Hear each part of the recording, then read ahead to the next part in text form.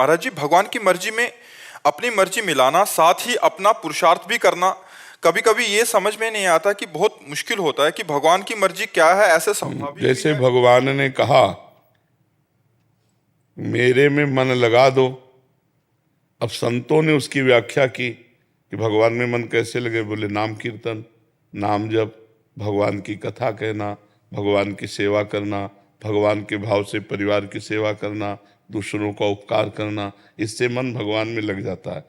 अब हम पूरा पुरुषार्थ करते हैं नाम जप का, नाम कीर्तन का, और हम सफल नहीं हो पा रहे हैं। इससे हम भगवान की तरफ देखते हैं कि भगवान आप कृपा करो, आपकी कृपा से सफलता होगी। प्रयास हमारा है लेकिन कृपा आपकी, समझ रहे ना। प्रयत्न में कमी ना हो तो सफलता एक दिन अपने आप हाथ में आ जाएगी। आज हमारा नहीं सफल हो पा रहा भाव, तो कल सफल हो जाएगा।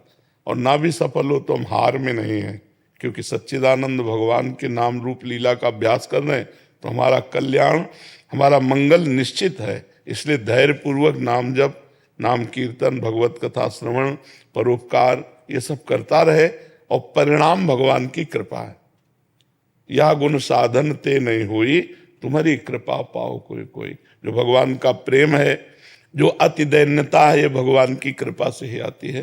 ये अपनी साधना से नहीं, पर अपने को प्रयास पूरा साधना का करना है। अगर साधन नहीं करेंगे तो असाधन हो जाएगा, गलत बात हो जाएगी जो नहीं होना चाहिए, जो हमारे परमार्थ में बाधा खड़ी कर देगी।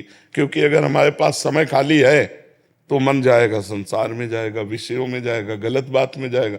और जब मन खाली नहीं है तो भी जाएगा तो कहाँ जाएगा, हर समय उसे हम भगवान में लगाए हुए हैं।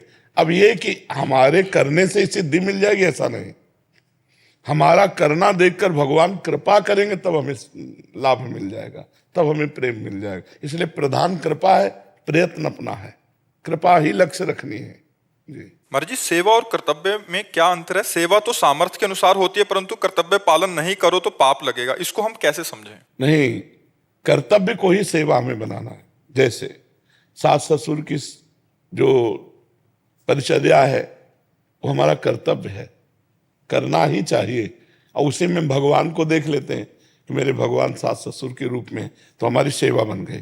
कर्तव्य को ही हम सेवा बना लेते हैं। हमारा परम कर्तव्य है भगवान को रिझाना।